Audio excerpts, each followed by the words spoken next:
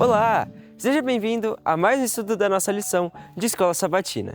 Hoje eu venho fazer um convite para você que já teve o desejo de estudar essas lições junto com outros irmãos. Saiba que isso é possível. Todos os sábados, às 9 da manhã, através do Zoom, alguns irmãos do nosso movimento se reúnem para estudar o conteúdo dessas lições. E você é nosso convidado especial. Não deixe de participar. Entre em contato conosco através das nossas redes sociais, do nosso número de WhatsApp. Que Deus abençoe muito você e bom estudo! Olá, sejam bem-vindos. Estamos aqui dando continuidade a esses estudos de Escola Sabatina deste semestre, o tema geral O Escolhido. E agora a lição de número 5, o título é Nascimento do Prometido. Então vamos dar sequência, ler o verso áureo, que está em Lucas 1, 41 a 43. E aconteceu que, ao ver Isabel a saudação de Maria, a criancinha saltou no seu ventre. E Isabel foi cheia do Espírito Santo, e exclamou com grande voz e disse: Bendita és tu entre as mulheres, e bendito o fruto do teu ventre. E de onde me provém isto a mim, que venha visitar minha mãe do meu Senhor? Que texto maravilhoso que nós temos aqui em Lucas, mostrando então justamente que aquele ser que estava no ventre de Maria era o próprio Deus encarnado. O que aconteceu? Ele se mexeu, né? Então houve essa interação já Entre as crianças. Entre as crianças. A gente costuma falar que o ministério de João Batista já começou no ventre de Isabel, né? Então que maravilhoso nós vermos esse relato que Lucas faz questão de mencionar, né? Agora, vamos para a primeira pergunta. No 6º mês da gestação de Isabel, a quem o anjo Gabriel é enviado e de quem Maria era desposada, ou seja, noiva? Lucas 1, 26. E no 6º mês, foi o anjo Gabriel enviado por Deus a uma cidade da Galileia, chamada Nazaré, a uma virgem desposada com um homem, cujo nome era José, da casa de Davi, e o nome da virgem era Maria.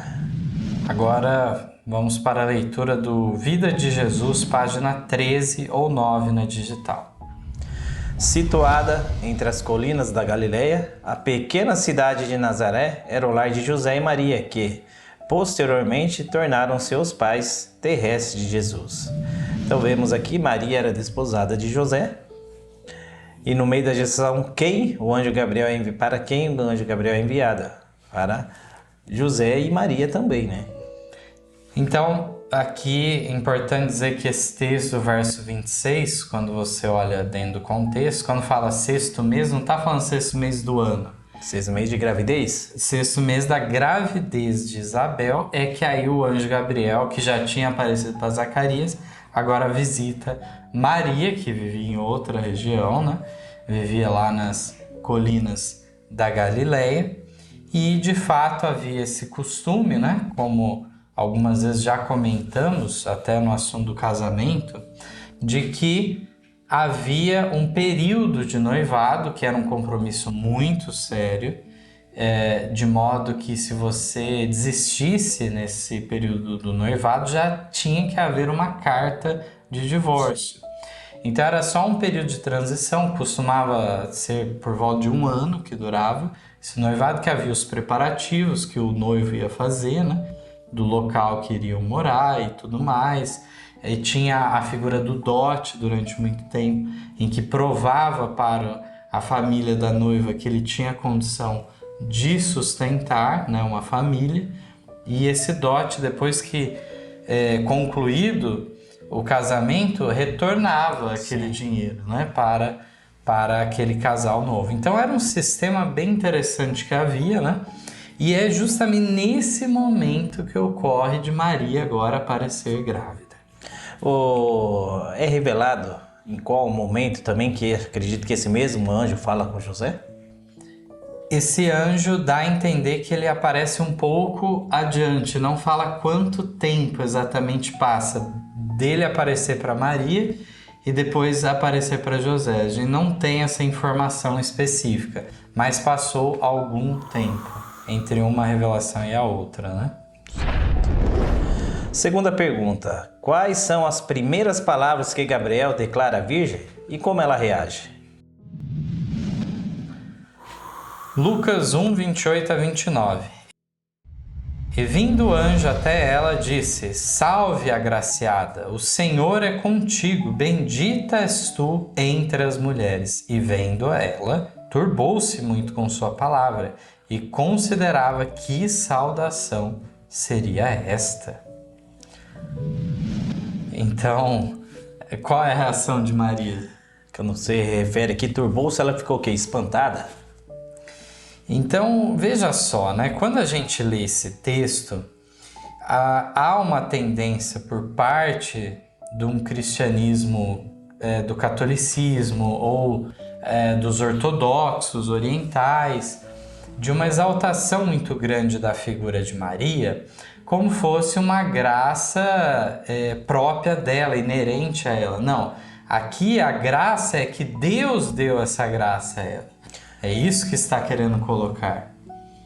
Então, ele poderia dar essa graça a outra pessoa também? Poderia dar também, mas ela foi escolhida e, portanto, por isso, por conta da missão que foi dada a ela, ela era bendita entre todas as mulheres, né?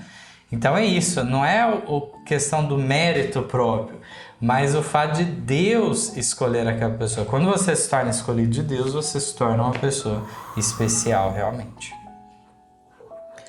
Terceira pergunta: o que o anjo prossegue dizendo e o que Maria pergunta? Lucas 1, verso 30.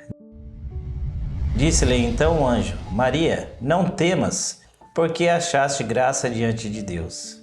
E eis que em teu ventre conceberás e darás à luz um filho, e chamarás o seu nome Jesus. Este será grande, e será chamado Filho do Altíssimo. E o Senhor Deus lhe dará o trono de Davi, seu pai, e reinará eternamente na casa de Jacó, e o seu reino não terá fim. E disse Maria ao anjo: Como se fará isto, visto que não conheço homem algum? Bom, a pergunta dela era relevante, né? Sim. Como pode isso, né? O anjo, então, ele explica o motivo, que ela já tinha ficado confusa, né? Por que eu estou sendo exaltada assim? Aí o anjo fala: olha, é porque você achou graça diante de Deus, você vai conceber esse filho. E aqui nos deixa muito claro, na forma que é dita, por ser, então, descendente de Davi e tudo mais, que era o Messias que durante 4.000 anos foi aguardado. E agora tinha chegado o momento disso, né? O nome, então, também é dado aqui Jesus. Já em outros estudos sobre o tema da divindade, nós comentamos sobre justamente esse nome, que não é o nome que o pai escolheu, a mãe escolheu, mas o próprio Deus falou para o anjo revelar que nome dar para o filho. Jesus, então, se nós formos pegar na sua versão hebraica, Yehoshua, que também no Antigo Testamento nós temos o nome Josué. Bom, Josué é um nome comum. Então, até aí, o nome em si, aparentemente, outros chamados Josué, ou Jesus, na forma mais já puxando para o grego, é normal, qualquer um poderia ser chamado. Mas o que significa? Porque os nomes sempre tinham um significado muito importante. E significa Jeová salva. Então aqui nós já temos um indício do significado, mas nós vamos ver mais adiante por que esse nome Jesus, que significa Jeová salva. Quarta pergunta: o que o anjo responde e lhe informa? E o que Maria declara?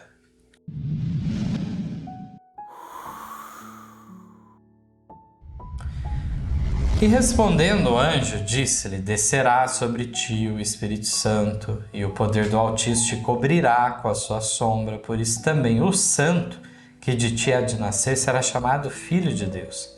E eis que também Isabel, tua prima, concebeu um filho em sua velhice. E é este o 6º mês para aquela que era chamada estéril, porque para Deus nada é impossível. Disse então Maria: eis aqui a serva do Senhor, cumpra-se em mim segundo a tua palavra. E o anjo ausentou-se dela. A gente tinha terminado a leitura com a pergunta dela. Como que isso vai suceder se ela não tinha nenhum contato com nenhum homem? Ela era virgem. E aí, então, aqui o anjo responde que ia ser o quê? O poder Do Espírito Santo. e isso que traria essa possibilidade, né? E é um mistério a encarnação, né? Nós sabemos bem. E elas aqui no verso 38 respondeu a ele, vamos se dizer, até se humilhou, né? Eis aqui a serva do Senhor, o que cumpra em mim segundo a tua palavra. Por mais que o anjo fale de Isabel e era um milagre realmente ela gerar, mas veja, o caso de Abraão e Sara eram velhos, Zacarias e Isabel eram velhos, ok, já é um milagre por si só, mas agora Maria era um milagre ainda maior, né? Mas o anjo fala, para Deus nada é impossível. Ele então, por conta de se tornar o Deus encarnado, ele é chamado também o quê? Filho. Filho de Deus. Ele é chamado no ventre de Maria já de santo, enquanto que nós somos chamados de pecadores desde o ventre. Exato. Por conta da queda de Adão, a natureza pecaminosa. Então aqui a gente já tem algumas distinções que vão sendo formadas e realmente, irmão Cláudio, aqui ela não questiona mais. Ela não faz como Zacarias, que nós estudamos na lição anterior, com esse questionamento. Não ficou indagando mais, não indagou mais. Ela aceitou as palavras do anjo e falou, não, cumpra-se assim. Mas ela sabia das dificuldades, Demais. né, que viriam por consequência. Até dos comentários do próprio povo da região lá. Exatamente. Agora a quinta pergunta. Para onde Maria vai e o que acontece quando se encontram as duas grávidas? E o que é revelado a Isabel por inspiração divina? Lucas 1,39. E naqueles dias, levantando-se Maria, foi apressada às montanhas a uma cidade de Judá. E entrou em casa de Zacarias e saudou a Isabel. E aconteceu que, ao ouvir Isabel a saudação de Maria, a criancinha soltou no seu ventre. E Isabel foi cheia do Espírito Santo, e exclamou com grande voz e disse, Bendita és tu entre as mulheres, bendito é o fruto do teu ventre. E de onde me provém isto, a mim, que venha visitar minha mãe do meu Senhor? Pois eis que ao chegar aos meus ouvidos a voz da tua saudação, a criancinha saltou de alegria no meu ventre. Bem-aventurada a que creu, pois hão de cumprir-se as coisas que da parte do Senhor lhe foram ditas. Então vemos aqui que Maria foi até a casa de Isabel. E chegando lá, como nós comentamos no verso áureo também, a criança se saltou dentro dela. E ela sentiu lá que era um Espírito Santo mesmo, que teve essa atração entre elas. Então era parente dela, né? Isabel. E nós vemos aqui que ela, cheia do Espírito Santo, e por consequência a criança ficou cheia do Espírito Santo também, né? E ela fala essas palavras para Maria e identifica, como comentamos ao início, identifica como Senhor aquela criancinha. Então é o próprio Deus que está diante dela na forma de uma criança. Exato. E ela pega e profere essas palavras, né? Bendita és tu entre as mulheres e bendito o fruto do teu ventre. Vamos para a sexta pergunta. Quais palavras de louvor e adoração a Deus são declaradas por Maria? E quanto a José recebeu ele a orientação e como agiu? Lucas 1, 46 a 56. Disse então Maria, a minha alma engrandece ao Senhor, e o meu espírito se alegra em Deus meu Salvador. Porque atentou na baixeza de sua serva, pois eis que desde agora todas as gerações me chamarão bem-aventurada. Porque me fez grandes coisas o poderoso, e santo é seu nome, e a sua misericórdia de geração em geração sobre os que o temem. Com seu braço agiu valorosamente, dissipou os soberbos no pensamento de seus corações. Depois dos tronos poderosos elevou os humildes, encheu de bens os famintos e despediu vazios os ricos. Auxiliou a Israel seu servo, recordando-se de sua misericórdia, como falou a nossos pais para com Abraão e a sua posteridade para sempre. E Maria ficou com ela quase 3 meses e depois voltou para sua casa. Esse é o relato de Lucas, e nós temos ainda em Mateus o texto correspondente. Agora o texto de Mateus, capítulo 1, os versos 18 a 25, vão trazer a história do ponto de vista de José. Ora, o nascimento de Jesus Cristo foi assim, que estando Maria, sua mãe, desposada com José, antes de se ajuntarem, achou-se ter concebido o Espírito Santo. Então José, seu marido, sendo justo e a não queria infamar, intentou deixá-la secretamente. E pensando ele nisto, eis que em sonho lhe apareceu um anjo do Senhor, dizendo: José, filho de Davi, não temas receber a Maria, tua mulher, porque o que nela está gerado é do Espírito Santo. E dará à luz um filho, e chamarás o seu nome Jesus, porque ele salvará o seu povo dos seus pecados. E tudo isto aconteceu para que se cumprisse o que foi dito da parte do Senhor pelo profeta, dizendo: eis que a virgem conceberá, e dará à luz um filho, e chamarão seu nome Emanuel, que traduzido é Deus conosco. E José, despertando do sono, fez como o anjo do Senhor lhe ordenara, e recebeu a sua mulher. E não a conheceu até que deu à luz seu filho primogênito, e pôs-lhe por nome Jesus. Sexta pergunta, então, tem vários detalhes, né? Quais palavras de louvor e adoração a Deus são declaradas por Maria? Uma exaltação muito grande a Deus, né? Ela se reconhece como prestigiada por Deus sobre tudo isso.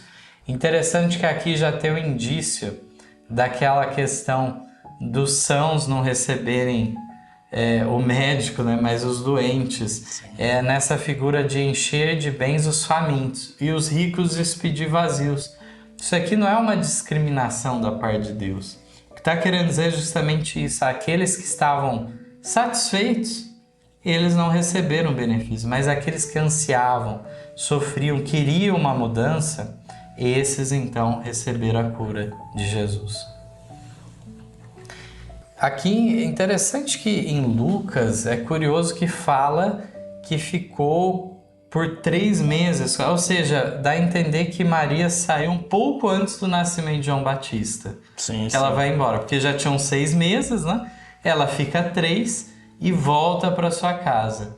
Então, um pouquinho antes, ela volta para Galileia, que havia uma distância considerável, já que Isabel morava já na região da Judéia. E o texto de Mateus, que nos trouxe o relato do ponto de vista de José, nós vemos como ele era um homem justo, né? E quando ele recebe a revelação do anjo, ele acata a ordem divina. E o termo, então, aqui, o nome Jesus, fala o quê? Por que esse nome? Porque ele salvará o seu povo dos seus pecados. Então, o nome Jesus, ou Josué, trazia a esperança o quê? Jeová salva, Jeová nos salvará. E aqui fala, ele salvará. Ou seja, quem é essa criança? O próprio Jeová. E aí, José também, ele não questiona em momento nenhum, né? Não questiona. Aceitou, reconheceu que era algo sobrenatural mesmo que tinha ocorrido com a sua noiva. 7ª pergunta. Por que a glória e majestade do Rei da Glória foi velada? Como deveriam aceitar ao Messias? Desejado 43. O Rei da Glória muito se humilhou a revestir-se da humanidade. Rude e ingrato foi o seu ambiente terrestre. Sua glória foi velada para que a majestade de sua aparência exterior não se tornasse objeto de atração. Esquivava-se a toda exibição exterior. Riquezas, honras terrestres e humana grandeza nunca poderão salvar uma alma da morte. Jesus se propôs que nenhuma atração de natureza terrena levasse homens ao seu lado. Unicamente a beleza da verdade celeste devia atrair os que o seguissem. O caráter do Messias fora desde há muito predito na profecia. Era seu desejo que os homens o aceitassem em razão do testemunho da palavra de Deus. Vemos aqui, todos esperavam na época que iria vir o Messias o quê? Com pompa, com glória. E eu acredito que é nesse quesito que ela foi velada, né? Porque o que chama a atenção foi a simplicidade de Jesus, como ele veio, aonde ele nasceu, de onde ele veio, que é a característica que nós, como povo de Deus, devemos ter em mente sobre ele. Deviam aceitar só baseado nas profecias, no que a Bíblia dizia de como deveria ser o Messias. Sim. Mas ele era o descendente de Davi, se for ver, ele era para ser o rei de Israel, segundo era para ter pompas, a lógica era essa. Mas, então, foi de uma forma diferente do que eles esperavam, tal como Isaías 53 relata, né, para nós. Agora, a 8ª pergunta: para onde foram os anjos celestiais quando do nascimento do Messias? Quem já havia nascido meses antes?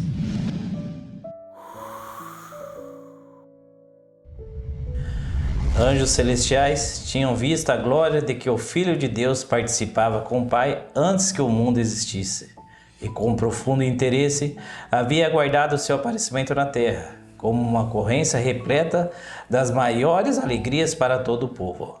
Foram designados anjos para levar as alegres novas aos que estavam preparados para recebê-las, e que alegremente as tornaria conhecidas aos habitantes da terra.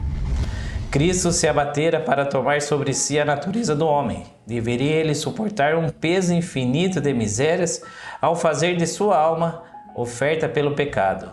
Todavia, desejavam os anjos que, mesmo em sua humilhação, o Filho do Altíssimo pudesse aparecer diante dos homens com uma dignidade e glória condizente com o seu caráter. Congregar-se-iam os grandes homens da terra na capital de Israel para saudar a sua vinda? Apresentá-lo-iam legiões de anjos a multidões expectante. Os anjos maravilhavam-se ante o glorioso plano da redenção. Observavam a ver de que maneira o povo de Deus receberia seu filho, revestido da humanidade. Anjos foram à terra do povo escolhido. Outras nações estavam embebidas com fábulas e adorando falsos deuses. A terra onde se revelara a glória de Deus e brilhava a luz da profecia foram os anjos. Dirigiam-se invisíveis a Jerusalém, aos designados expositores dos sagrados oráculos e ministros das casas de Deus. Já a Zacarias, enquanto ministrava perante um altar, fora anunciada a proximidade da vinda de Cristo. Já nascido estava o precursor, havendo sua missão sido atestada por milagres de profecia. As novas de seu nascimento e o maravilhoso significado de sua missão tinham sido amplamente divulgados. Todavia, Jerusalém não se estava preparado para receber o Redentor. Então os anjos foram até Jerusalém, mas não havia ninguém aguardando o Messias. E alguém pode achar, não, mas como que eles iam saber que seria exatamente? Mas era para saber, porque as profecias já apontavam, já estava quase acabando, faltava pouco para terminar as 70 semanas de Daniel 9, os 490 anos. Então, quer dizer, tinha que aparecer. E além de tudo, destaca o quê? Quem que já estava nascido? João Batista. E aí tudo isso foi acompanhado o quê? De milagres, de profecias, que é o precursor. Ora, se o precursor já apareceu, logo vai aparecer o Messias. Então, apesar disso tudo, estavam o quê?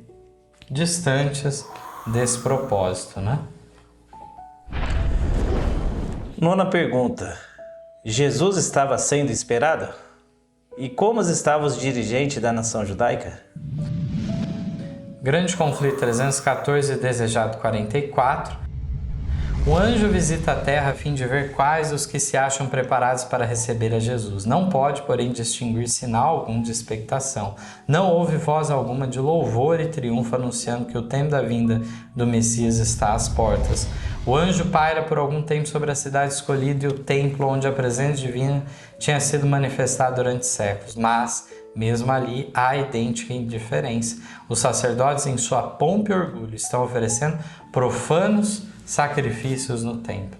Os fariseus estão em altas vozes discursando ao povo, ou fazendo jactanciosas orações nas esquinas das ruas, nos palácios dos reis, nas assembleias dos filósofos, nas escolas dos rabis. Todos, de igual maneira, se acham inconscientes do maravilhoso fato que encheu todo o céu de alegria e louvor, o fato de que o Redentor dos homens está prestes a aparecer na terra. Com pasmo, viram os mensageiros celestiais a indiferença do povo a quem Deus chamara para comunicar ao mundo a luz da sagrada verdade. A nação judaica fora conservada como testemunho de que Cristo havia de nascer da semente de Abraão e da linhagem de Davi. No entanto, não sabiam que sua vinda se achava agora às portas. No templo, o sacrifício matutino e vespertino apontava diariamente ao Cordeiro de Deus, entretanto, nem mesmo ali havia qualquer preparação para o receber. Os sacerdotes e doutores da nação ignoravam que o maior acontecimento dos séculos estava prestes a ocorrer.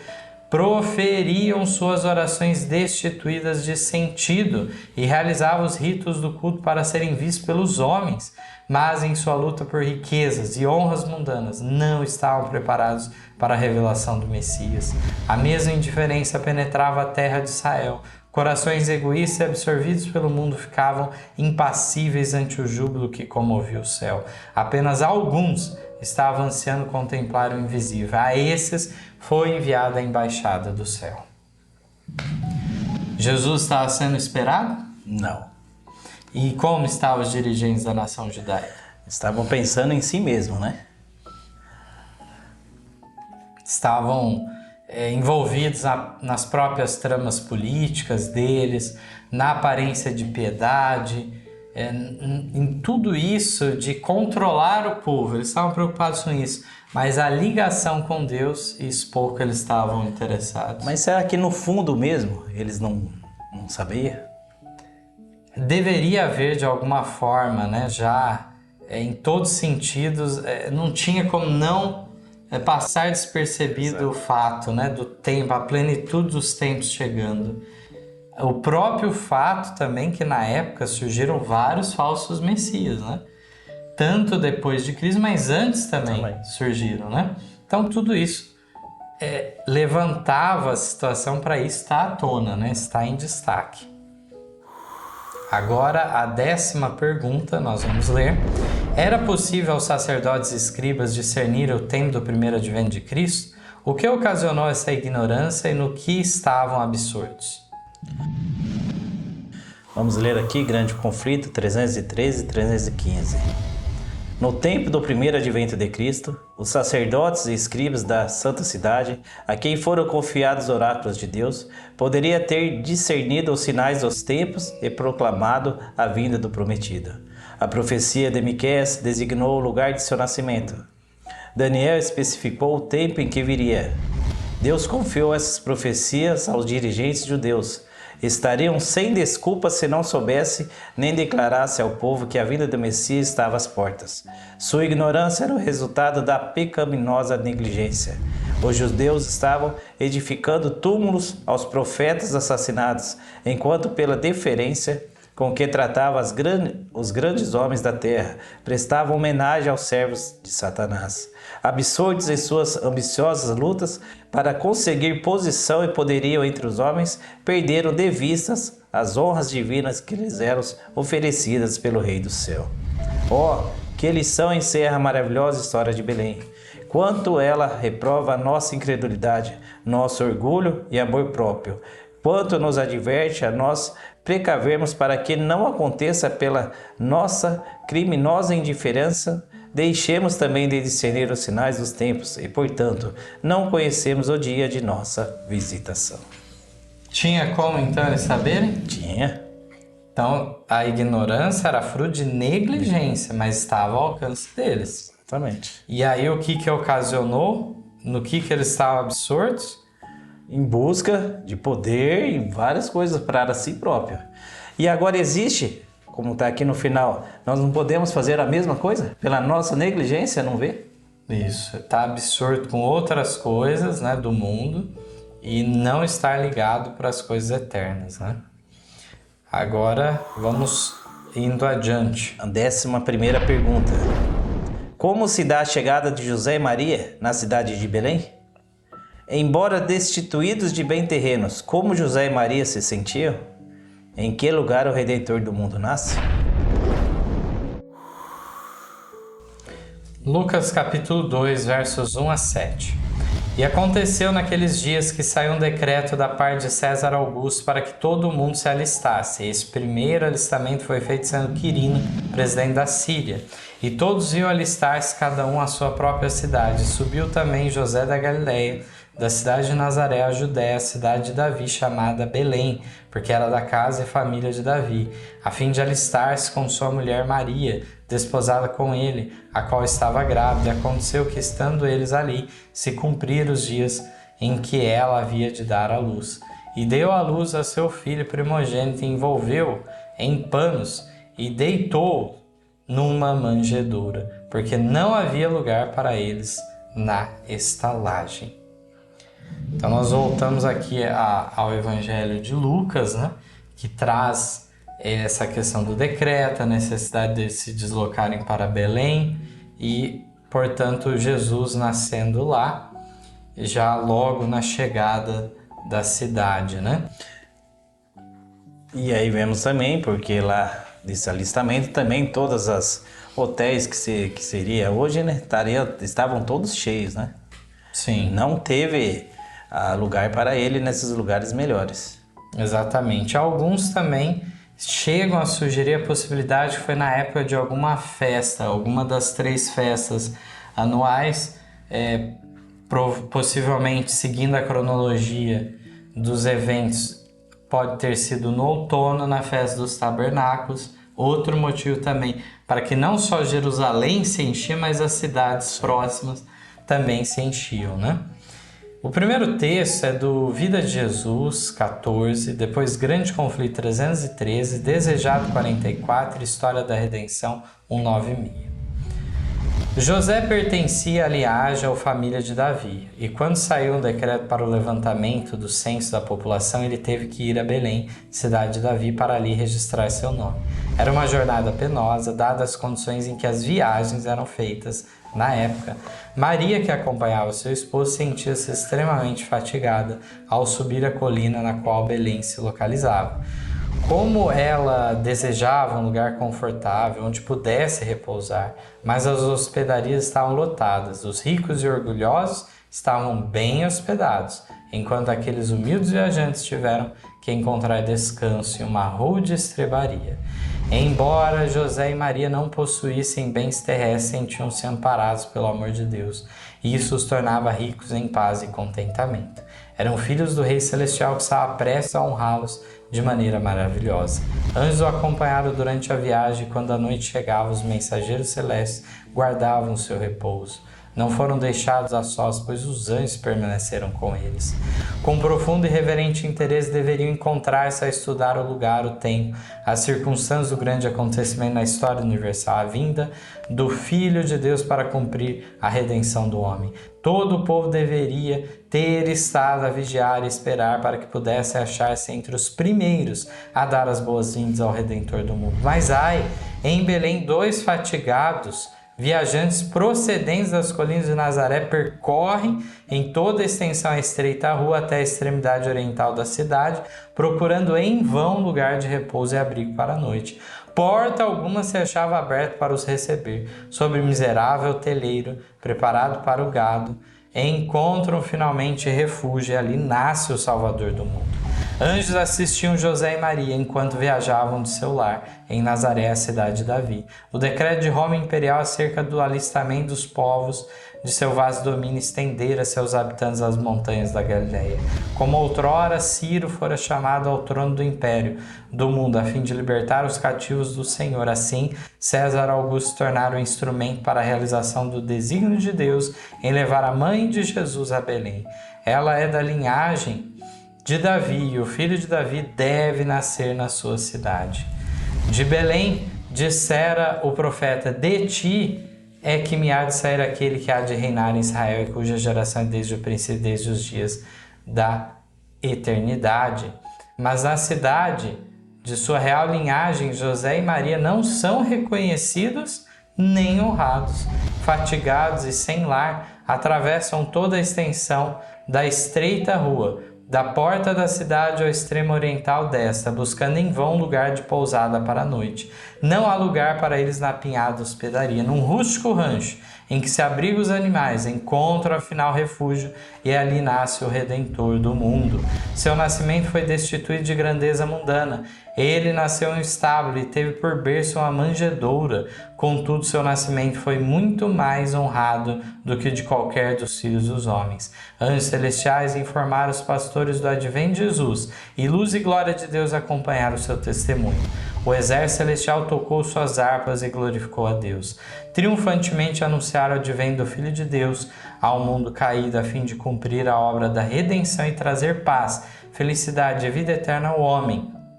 Mediante sua morte, Deus honrou o advento de seu Filho. Os anjos o adoraram. Que narrativa linda, né? Que maravilha.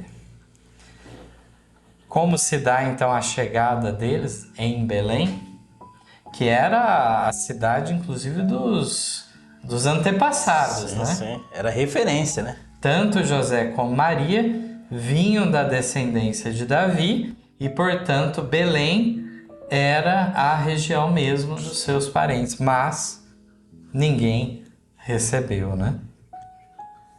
E embora destituídos de bens terrenos, como José e Maria se sentia? Ele se sentia amparado pelo poder de Deus, né? Que lindo, né? Diz que eles estavam em paz e contentes. Apesar de toda essa situação adversa, essa dura jornada que tiveram, eles estavam felizes, sabiam que estavam acompanhados. Os anjos estavam acompanhando em todos os detalhes dessa viagem. Então, onde que Jesus nasce? Na estrebaria, né? Na estrebaria, que fala em outro lugar, num refúgio rústico, Um telhado que era para um gado. Isso. Então foi nesse lugar que acontece o nascimento de Jesus e teve como berço uma manjedoura. O que é manjedoura, né? É o lugar onde os animais justamente se alimentam. 12ª pergunta. Por que os guias de Israel foram passados por alto na anunciação do nascimento do Salvador? Desejado de todas as nações, página 47. Os homens não sabem, mas as novas enchem o céu de regozijo.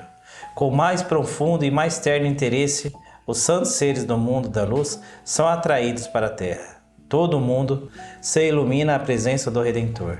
Sobre as colinas de Belém, acha-se reunida inumeráveis multidões de anjos. Esperam um sinal para declarar as alegres novas ao mundo.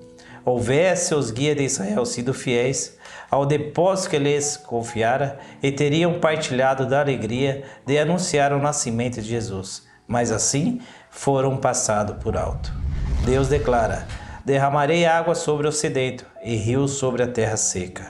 Ao justo nasce luz das trevas. Os brilhantes raios que descem do trono de Deus iluminarão os que andam em busca de luz e aceitam com alegria. Irmão Cláudio, então quando começou a rejeição de Jesus? Desde lá de trás, né? Veja só, né? Já aqui era para eles terem participado anunciando. Exato. Mas a negligência foi o que levou eles a essa descrença. E como Jesus, que Deus, poderia abrir a mente se eles também não queriam? Eles estavam, como que se diz aqui, rejeitando, né? É aquilo que eu sempre falo, não é que Deus de propósito não quis usar eles. Sim. Se pudesse usá-los, Deus certamente usaria. Deus queria usar eles. Sim. Aí coube a outros, que aí nós vamos ver na sequência das lições, né? Os pastores de Belém, os magos do Oriente. Veja que reprovação Deus deu àqueles homens. Sem dúvida. Para eles verem realmente que não ia passar por alto. Deus deixou claro, eles não iam anunciar, mas outros fariam isso. Não ia passar despercebido esse nascimento. Então é uma lição maravilhosa que tivemos nessa oportunidade e como eu falei até na lição anterior, né? quando nos aprofundamos nas histórias bíblicas, nós vemos quantas lições espirituais podemos extrair delas. E olhando assim, parece que é uma lição de criança, né? Isso. Olhando assim, mas o fundamento que traz até nós é muito importante. Não podemos passar por alto como fizeram os guias religiosos do passado. Exatamente. Que Deus abençoe cada um de nós, nos dê iluminação do alto e possamos então reconhecer o tempo da nossa visitação, aceitarmos a Cristo em nossa vida. Amém. Amém. Em nosso site vocês encontrarão estudos, notícias, dicas de saúde, além de todas as nossas lições. Participem conosco através da nossa página no Facebook e assistam todas as nossas lições através do YouTube. Você também pode participar ao vivo das lições da Escola Sabatina todos os sábados a partir das 9 da manhã pelo Zoom. Ligue ou mande uma mensagem para os números de WhatsApp que aparecem na tela e venha estudar conosco. Você é o nosso convidado.